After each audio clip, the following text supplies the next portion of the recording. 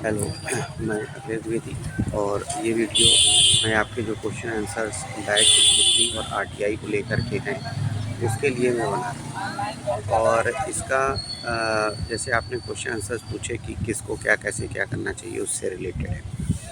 अब देखिए, स्क्रूटनी में जैसे मैंने पहले भी बोला था, सिर्फ नंबर की टोटलिंग होती है। जैसे कहीं किसी क्वेश्चंस में नंबर वो नहीं दे पाए हैं तो उसके ऊपर नंबर दे दो, नंबर की टोटलिंग फिर से हो जाए। जैसे टोटलिंग में कोई मिस्टेक हो तो उसको चेक किया जा सके। स्क्रूटनी कोई भी आदमी करा सकता है, जो फेल हो गया है वो भी, और जो क्या कहते हैं जिसको अपना नंबर लग रहा है कि कम है वो भी। ठीक है, स्क्रूटनी कोई भी करा सकता है। और सबसे पहले स्क्रूटनी का ही फॉर्म आता है। अब बैक का फॉर्म वो लोग जमा कर सकते हैं, बैक और उसको इम्प्रूवमेंट। अब बैक इम्प्रूवमेंट वाली बात कैसे क्या है कि जैसे मान लीजिए जो जिसका आप कंपार्टमेंट कहते हैं, जिसका एक सब्जेक्ट मिल है कि हाँ साहब हमें ये आप कंपार्टमेंट दे सकते हैं, इम्प्रूवमेंट दे सकते हैं, तो वो और इम्प्रूवमेंट मतलब हुआ कि जो नंबर आपको, अगर आप पास हैं लेकिन आपको लग रहा है नंबर कम है, तो आप फिर से एक किसी पर्टिकुलर ग्रुप में बैठ करके परीक्षा दे सकते हैं, अपने नंबर बढ़ा सकते हैं। लेकिन इस स्थिति में आप ये याद रखिएगा कि जो नंबर आप इस बार की परीक्षा में आएगा वो फाइनल होगा। ठीक है, तो इसको सोच समझ के आप काम करिए। दूसरी बात ये है कि अब जैसे कुछ लोगों का क्या है कि साहब आरटीआई, अब जैसे कुछ फेल हो गए हैं बच्चे, तो अब वो कह रहे हैं कि साहब हमको लग रहा है कि नंबर मेरा कम है, तो उसका बेस्ट ऑप्शन है कि आरटीआई कर सकते। तो जैसे स्क्रूटनी आरटीआई दोनों का, जैसे अभी 24 जून के बाद विश्वविद्यालय में काम तेज़ी से शुरू होगा, तो उस वक्त आप जा कर के कर सकते हैं। तो उस वक्त सारे काउंटर खुल जाएंगे और मैक्सिमम काम आप कर सकते हैं, जैसे कि मेरे पास सूचना है। ठीक है, तो अब जो है आप वहाँ पर जा कर के बैक वाला अपना काम क्या कहते हैं कर सकते हैं। इसी के साथ ही साथ आप ये जो क्या कहते हैं स्क्रूटनी का फॉर्म है वो, और आरटीआई भी लगा सकते हैं। आरटीआई लगाने से क्या है, आरटीआई लगाने का में आप 10 रुपये का पोस्टल ऑर्डर ले लीजिए, कटरा पोस्ट ऑफिस में मिल जाएगा। उसको भर करके एक एप्लीकेशन के साथ वहाँ पे जमा कर दीजिए यूनिवर्सिटी में।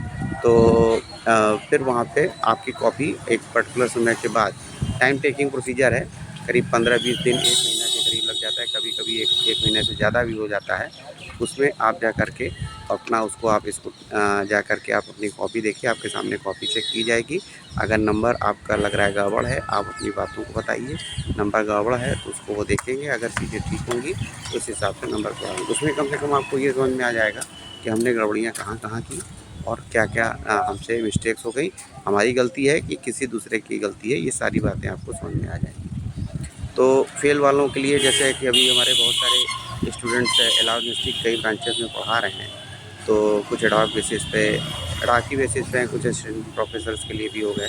तो वो लोग से सब सारी बातों से जो डिस्कस किया, उससे समझ में आया कि सर बेटर है कि आप जो है आरटीआई ही करा दीजिए, जो बच्चे फेल हो गए हैं। तो ठीक है, फिर आप उसी आरटीआई के लिए ही चले जाइए, आरटीआई के लिए कर दीजिए, थोड़ा टाइम लगेगा फिर। और फेल तो मान लीजिए पर्सन है ही है, उसको तो फिर अब उसके लिए तो बहुत टाइम है। और अपना क्योंकि अब वो जब जैसे मान लीजिए कि कुछ चीज़ें अगर होती नहीं हैं तो फिर वो तो अगले साल का ही मैटर हो जाएगा उसका। तो इसलिए आप बेटर है कि उसको आप देख लीजिए, और यहाँ पे क्या गलतियाँ हैं तो आपको सब समझ में आ जाएगा, आपका भी क्लियर हो जाएगा और उनका भी क्लियर हो जाएगा, तो कोई प्रॉब्लम नहीं है। तो जैसे अच्छा हाँ, अब एक बात ये है कि फॉर्म कब कौन सा कैसे आएगा।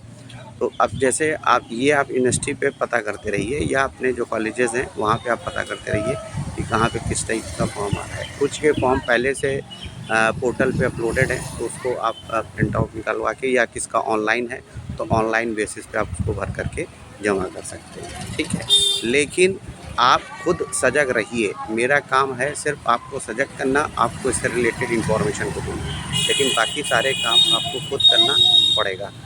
तो इस चीज़ को थोड़ा ध्यान रखिएगा। Okay, thank you.